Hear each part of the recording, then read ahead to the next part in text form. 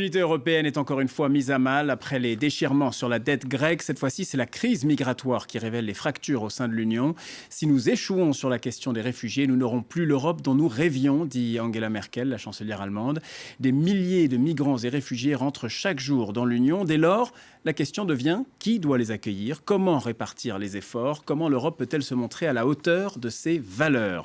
Pour répondre à ces questions ce soir, nos invités, François Gemène, spécialiste des flux migratoires. Vous êtes chercheur en sciences politiques à l'Université de Liège et aussi en France, à l'Université de Versailles-Saint-Quentin-en-Yvelines.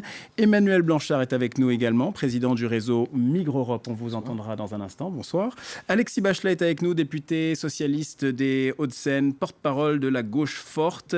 Et puis, on imagine que vous aurez un certain nombre de sujets de désaccord avec la personne qui est en face de vous. On imagine, on verra dans un instant. Pierre-Yves Bournazel, conseiller de Paris, 18e arrondissement, vice-président du groupe Les Républicains au Conseil de Paris. Merci à vous tous de nous avoir rejoints. Première question, est-ce qu'il est possible, François Gemène, de contrôler les flux migratoires ? Non. Non, on ne parle que de ça en ce moment. On ne parle que de ça en ce moment. Fantasme politique que d'imaginer qu'on va pouvoir contrôler, maîtriser, juguler les flux migratoires. La réalité, c'est que les flux migratoires aujourd'hui, dans le monde contemporain, qui est un monde globalisé, sont déterminés par des facteurs structurels qui échappent très largement aux politiques migratoires que peuvent vouloir mener l'un ou l'autre. Et donc, penser qu'on va pouvoir arrêter, contrôler les flux migratoires en dressant des murs et des barrières, par exemple, c'est un fantasme absolu.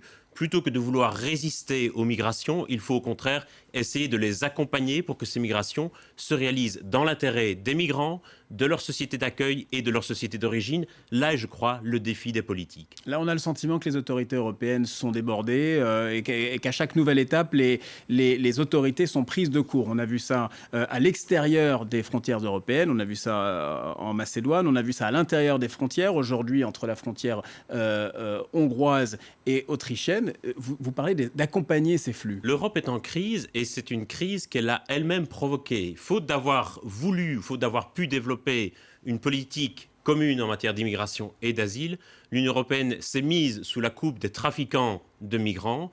Et aujourd'hui, s'il y a des points de tension à Kos, à Lampedusa, à la frontière hongroise, à Calais, c'est en réalité parce que l'Europe a fermé ses frontières extérieures, n'a pas voulu développer de politique commune en matière d'asile et d'immigration. Le résultat, c'est qu'elle dépend complètement des trafiquants de migrants et de réfugiés aujourd'hui, et que donc elle est effectivement prise de court. L'Europe n'est pas submergée, simplement il y a des points de tension, des points de crise, qui sont le résultat des routes et des itinéraires choisis par les trafiquants. Aujourd'hui, c'est les trafiquants qui décident qui arrive dans l'Union européenne, où et à quel moment. Alors dans ce cas-là, vous dites qu'on ne peut pas contrôler les flux migratoires. Je vais me tourner vers les représentants des pouvoirs publics qui sont sur notre plateau ce soir, gauche et droite. Je commence avec vous, Monsieur Bournazel, des Républicains. On a souvent entendu les Républicains expliquer qu'il fallait mieux contrôler ces flux, qu'il fallait peut-être revoir les accords de Schengen, que la libre circulation, aujourd'hui telle qu'elle était appliquée, posait problème. Quand vous entendez ce que dit Monsieur Gemène, on ne peut pas contrôler les flux migratoires. Comment réagissez-vous ? Écoutez, moi je ne suis pas là pour faire de la polémique parce que c'est un sujet extrêmement complexe et extrêmement difficile qui est la grande question du XXIe siècle, la question des migrations en deux mots. C'est une question complexe parce que d'abord on parle de migrants, mais il faut d'abord distinguer entre les réfugiés, ceux qui fuient la guerre, la Syrie, l'Irak, l'Érythrée, et puis la migration économique. Ce sont deux sujets différents et qu'il faut bien séparer. Sur la question des réfugiés, il est du devoir de la France, il est du devoir des pays européens de pouvoir accueillir dignement le temps que ces personnes sont sur le territoire national ou européen, de les accueillir dignement, c'est l'humanité, ils fuient les régimes de guerre. Simplement, il faut aussi traiter les causes de ces déplacements de population, c'est-à-dire l'action diplomatique, éventuellement l'action militaire en Syrie pour éviter le départ de ces personnes, parce que ce que nous vivons aujourd'hui n'est rien par rapport aux dizaines de milliers, centaines de milliers, voire millions de réfugiés qui pourraient arriver dans les mois et années qui viennent. Je rappelle que, par exemple, à la limite de la Syrie et du Liban, il y a aujourd'hui des milliers, des dizaines de milliers, des centaines de milliers de réfugiés qui, potentiellement, pourraient venir en Europe. Donc, premièrement, il faut avoir une politique d'humanité vis-à-vis des réfugiés, une politique de fermeté. Ça veut dire accueil pour les réfugiés ? Mais bien sûr, des gens qui fuient la guerre. Je parle de réfugiés politiques, des gens qui fuient la guerre. Il faut harmoniser le droit d'asile européen pour plus d'efficacité. Il faut par contre être extrêmement ferme vis-à-vis des réseaux, des filières et des mafias qui exploitent cette misère humaine. Et là, il faut s'y attaquer vraiment. Et puis après, il y a la migration économique. Et ceux qui demandent le droit d'asile alors que c'est la migration économique ont vocation à être reconduits dans leur pays d'origine. Et puis peut-être qu'on posera une question, et après j'en termine là-dessus, une question essentielle à moyen long terme, c'est la question de la coopération vis-à-vis de la migration économique. On ne fait plus de politique de coopération, ou peu ou mal, à l'échelle des nations et à l'échelle de l'Union européenne. Si on veut éviter les migrations économiques dans les mois et les années qui viennent, il faut développer l'accès à l'eau, l'accès à la nourriture, l'accès à l'électricité, l'accès à l'école, l'accès à la formation pour permettre à ces personnes de pouvoir vivre et construire leur vie dans leur pays d'origine. Finalement, est-ce qu'il y a une différence entre droite et gauche sur cette question? Parce que ce que j'entends, c'est accueil pour les réfugiés et vigilance pour les migrants économiques qui cherchent simplement de meilleures conditions économiques, pas ceux qui fuient la guerre. Je ne sais pas s'il y a des différences. En tout cas, ce qui est certain, c'est qu'il y a une crise qui est inédite en Europe et à laquelle nous sommes aujourd'hui confrontés, quelles que soient nos grilles de lecture idéologiques. Parce que sur ces sujets des migrations, il y a toujours eu, et peut-être encore plus en France et ces dernières années, des grilles de lecture extrêmement différentes. Mais là, il faut dépasser un petit peu ces crispations et ces clivages. Si je me permets de vous interrompre, là, dans ce que j'ai entendu, oui. J'ai eu l'impression d'entendre peu ou prou ce que dit le Premier ministre socialiste Manuel Valls. Accueil pour les réfugiés et on fait le tri parmi les migrants économiques. Oui, mais parce que ça, c'est la réalité de ce que nous vivons. C'est pas, une crise des migrants, c'est un terme impropre. En réalité, aujourd'hui, on a une crise de l'asile et de l'organisation en Europe de l'accueil d'un certain nombre de populations qui fuient la guerre, qui fuient des atrocités, dans des proportions inédites, parce qu'on a aujourd'hui aux portes de l'Europe des conflits et des États déstabilisés comme rarement dans notre histoire. Et donc, ça génère effectivement un flux migratoire, mais qui est impropre si on le caractérise uniquement comme une migration. C'est quasiment un exode, au sens où les populations s'enfuient de leur lieu de vie pour trouver un refuge, là où tout simplement ils pensent pouvoir sauver leur vie. Plus grand déplacement au sein de l'Union européenne depuis la Seconde Guerre mondiale, pour donner une idée de l'échelle du défi. Et il faut du temps pour... Il y a un temps, je dirais, de l'actualité, et il y a le temps de la caractérisation des faits. C'est vrai qu'au départ, on a eu ces images terribles de la Méditerranée qui se transforment en cimetière, 2500 de migrants au départ appelés comme cela qui arrivent à Lampedusa et dont on ne différencie pas bien au début en réalité d'où ils viennent, pourquoi ils viennent. Et aujourd'hui, par l'ampleur et par l'analyse plus fine du phénomène, on est en train de se rendre compte effectivement que le principal de ce flux, ce sont des réfugiés. Et donc à ce moment-là, il faut qu'on prenne en compte cette situation nouvelle. Je crois que les Allemands ont fait un acte fort en suspendant la Convention de Dublin. Je pense qu'il faut que la France... Alors la Convention de Dublin, on va l'expliquer très rapidement pour nos téléspectateurs, c'est qui est responsable du demandeur d'asile. La Convention de Dublin, c'est le premier pays dans lequel le réfugié pose le pied. Or, aujourd'hui, on le voit, la Grèce, l'Italie... Juste on termine, là où on fait la demande d'asile, c'est le pays dans lequel on reste en attendant la réponse. Voilà, exactement. Autrement dit, les personnes qui arrivent, par exemple, pour prendre l'exemple de la Hongrie, les personnes qui arrivent en Hongrie en ce moment et qui font une demande d'asile en Hongrie devraient, selon ce règlement de Dublin, rester en Hongrie. Le temps que leur demande d'asile soit traitée.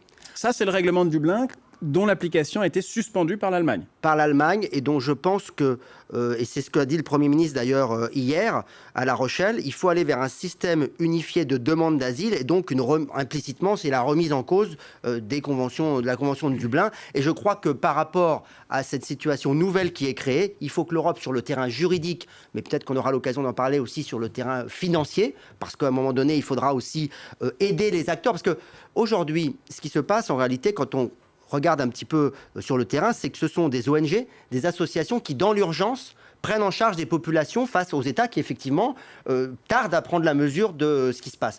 Mais donc, il faut appuyer les acteurs qui sont sur le terrain pour éviter effectivement que les choses ne se passent dans des conditions indignes sur le plan sanitaire, sur le plan humain, et puis effectivement faire évoluer la réglementation pour qu'on puisse prendre en compte et prendre en charge des dossiers de demande d'asile, non plus comme ça se passait jusqu'à présent dans le pays d'arrivée du migrant, mais probablement dans le pays où les migrants sont, ce qui veut dire aussi une organisation européenne pour organiser tout cela.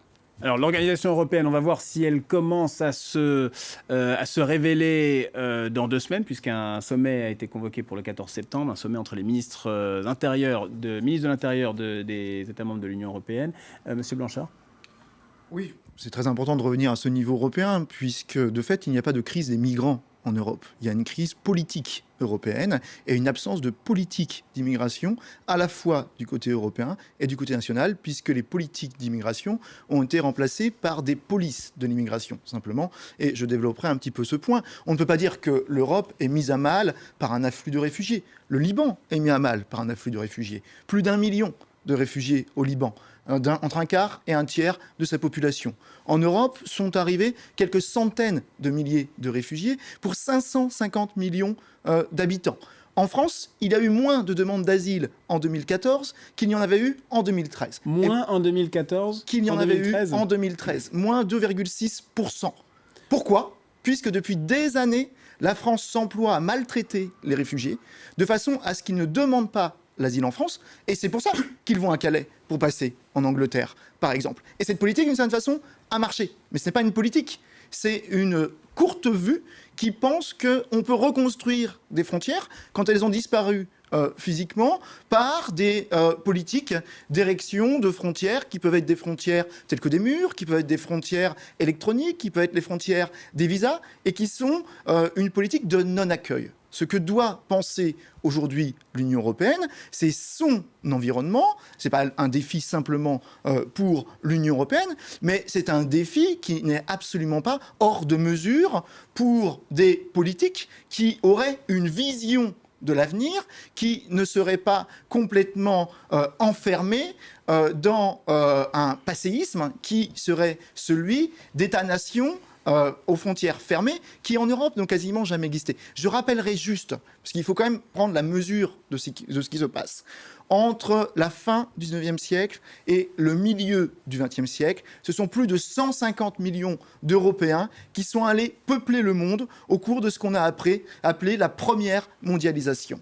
Et l'Europe, les pays européens, ont bénéficié à cette époque de régimes de quasi-libre circulation et ont bénéficié économiquement de cette liberté de mouvement. Mais même si ce regard historique est aujourd'hui, intéressant, en quoi ça informe, à quoi ça éclaire la situation actuelle ? Ça revient exactement à ce que dit M. Gémen. Comment voulez-vous que dans une économie mondialisée, l'Europe puisse réussir à empêcher quelques centaines de milliers de personnes d'aller vivre leur vie alors qu'elles sont prêtes à tout perdre pour justement être capables de franchir des frontières qui ont toujours été poreuses. On ne peut pas les empêcher, donc il ne faut pas les empêcher. C'est ce que vous dites exactement. Avec M. Donc il faut penser des possibilités de circuler et il faut penser les droits, le présent et l'avenir de ces personnes qui, pour une partie, sera en Europe. Si on essaie de les empêcher de circuler, ça rend simplement leur mouvement plus dangereux et plus meurtrier. Le résultat de cela, c'est qu'aujourd'hui, l'Europe est devenue la destination du monde la plus meurtrière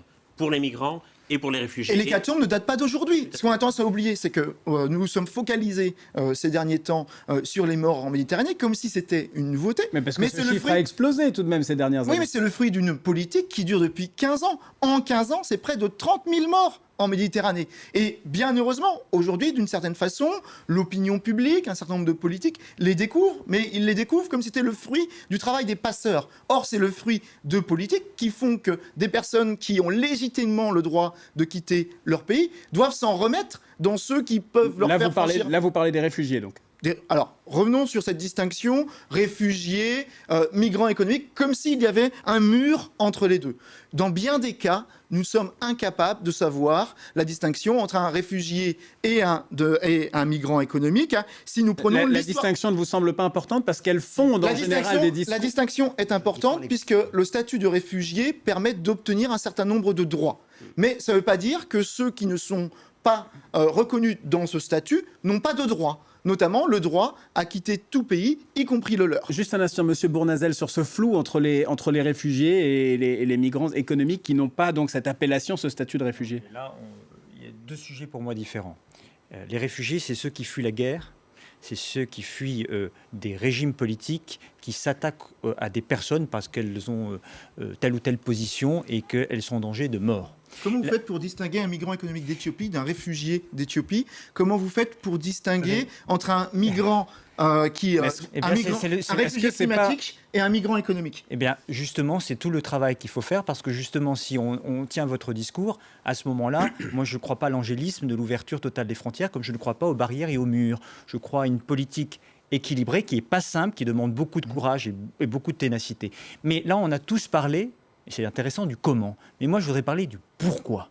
Le pourquoi, les réfugiés, la guerre. Ah ben ça, Monsieur Blanchard en a parlé du pourquoi. Est-ce qu'on ne peut pas demander à nos gouvernants, français et européens, ce qu'ils comptent faire dans les jours qui viennent, j'allais dire, dans les semaines et mois qui viennent, pour empêcher la progression de l'État islamique, qui est responsable aussi des réfugiés, de gens qui fuient la guerre? C'est une action diplomatique et certainement militaire. Il va falloir avoir du courage, parce que ce que nous vivons là sera bien pire pour eux, comme pour tout le monde, dans les années qui viennent, si on ne bouge pas. Et de la même façon, sur la migration économique, que je distingue donc des réfugiés, j'ai posé tout à l'heure la question de la coopération, le pourquoi ces gens fuient, parce qu'on ne mène plus de politique de coopération et qu'on ne permet pas aux gens de se maintenir dans leur pays. Et la migration économique, pour maintenir ces gens dans leur pays d'origine, il faut développer l'accès à l'eau, à la nourriture, mais aussi les pays du l'école Sud, et les permettre de se former. développer les pays en développement qui fournissent, passez-moi ce terme, les contingents de migrants et de réfugiés, développer les pays en développement, c'est devenu un leitmotiv dans le discours des responsables publics. C'est aujourd'hui évoqué par la gauche, ça l'était hier par la droite. Ce n'est pas fait, peu importe gauche ou droite, ce n'est pas fait. Moi, je vois M. Borloo qui essaye de faire des choses, je vois M. Bolloré qui essaye de faire des choses, et puis je vois la puissance publique, je vois l'Europe qui ne parle pas de coopération, qui ne met pas en place un plan d'envergure de coopération. Comment on développe une vingtaine de pays en développement? Parce que ce sont des sujets de moyen et de long terme. Et que donc, ce n'est pas dans l'immédiateté. Et donc, ça demande un peu de courage, un peu de vision et un cap. Vous avez parfaitement raison que nos politiques ont sans doute un manque de vision. Mais personne ne croira que la situation en Syrie, quelle que soit l'action géopolitique, moi je suis un humble citoyen engagé, je ne peux pas avoir une opinion sur quelle est la politique à mener de ce point de vue-là, mais il est impossible que la situation soit stabilisée dans les prochains mois. La Libye ne sera pas stabilisée dans les prochains mois. La Corne de l'Afrique ne connaîtra pas un développement très important dans les prochains mois, sachant que le développement n'entraîne pas forcément la fin des flux migratoires. On est d'accord. Bien au contraire. Mais si on ne fait rien maintenant, malheureusement, dans quelques mois et quelques années, ce sera beaucoup plus grave. Oui, mais il y a donc une urgence humanitaire. Mais là, des sujets de cours. Monsieur Blanchard, Monsieur Bachelet, je suis obligé de vous interrompre. C'est la fin de la première partie du débat. On reprend bien sur cette conversation dans quelques instants sur France 24.